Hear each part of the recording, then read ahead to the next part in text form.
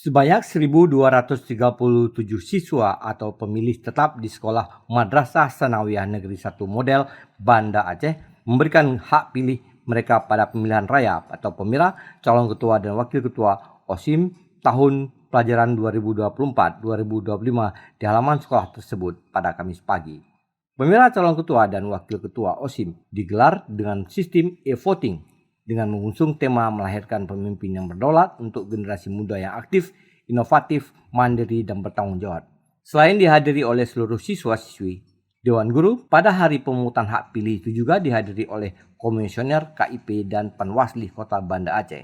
Ada 3 pasangan calon yang diusung dalam pemilihan tersebut. Masing-masing paslon sebelumnya telah melakukan kampanye serta menyampaikan visi misi masing-masing paslon yang akan berlaga dalam pesta demokrasi tingkat sekolah tersebut. Kepala Madrasah MTSN Model Banda Aceh, Junaidi Ibas, mengatakan ada sekitar 1.237 pemilih atau DPT dan 6 tempat pemungutan suara yang telah dilengkapi dengan 1 unit komputer yang akan digunakan pemilih untuk memilih paslon. Masing-masing TPS dilengkapi 3 bilik suara dengan jumlah DPT 219 dan dipantau oleh sekitar 50 anggota KPPS yang bertugas dengan menggunakan pakaian adat dari berbagai daerah di Indonesia. Mana pelaksanaan pemilihan ini dilaksanakan melalui e-voting, yaitu penyampaian hak suara melalui alat elektronik yang sudah disiapkan panitia, yaitu berupa PC komputer yang masing-masing TPS sudah disiapkan 3 PC komputer.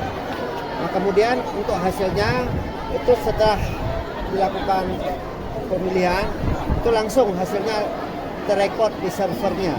Jadi pada saat itu juga kita selesai nanti kita langsung tahu siapa pemenangnya karena sistemnya sudah di-set bahwa hasilnya itu langsung ada muncul. Kemudian perlu kami sampaikan juga bahwa pemilihan raya yang dilaksanakan ini sebagai wahana edukasi kepada anak-anak bahwa mereka selama ini belajar secara teori tentang demokrasi, tentang penyampaian aspirasi, dan hari ini inilah pendidikan langsung di tengah-tengah kehidupan. Seperti inilah pesta demokrasi itu dilaksanakan. Ini sebagai modal bagi mereka di mana suatu saat nanti mereka akan terjun sebagai pemilih yang sesungguhnya pada saat pemilu untuk memilih pemimpin bangsa ini. Sementara itu, anggota KIP Banda Aceh dari Divisi Sosialisasi Pendidikan Pemilih Partisipasi Masyarakat dan SDM Muhammad Zar mengatakan hal tersebut tentunya sangat menarik untuk sistem yang digunakan pada pemilihan ini. Dan ini bisa menjadi role model untuk jadi pemilihan seperti kepala desa.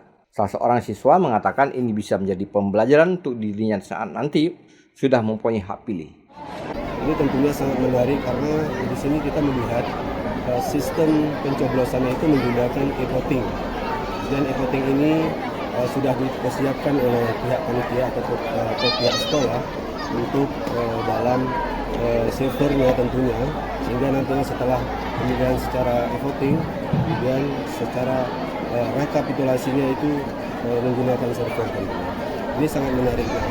Kalau di KIP atau KPU RI belum menggunakan hal yang serupa, tentunya ini akan menjadi modal ataupun cara tersendiri yang akan kita lihat ini akan menggunakan e-voting ke depan yang lebih baik. Juga mungkin akan bisa dicontohkan kepada pemilihan kecil misalkan.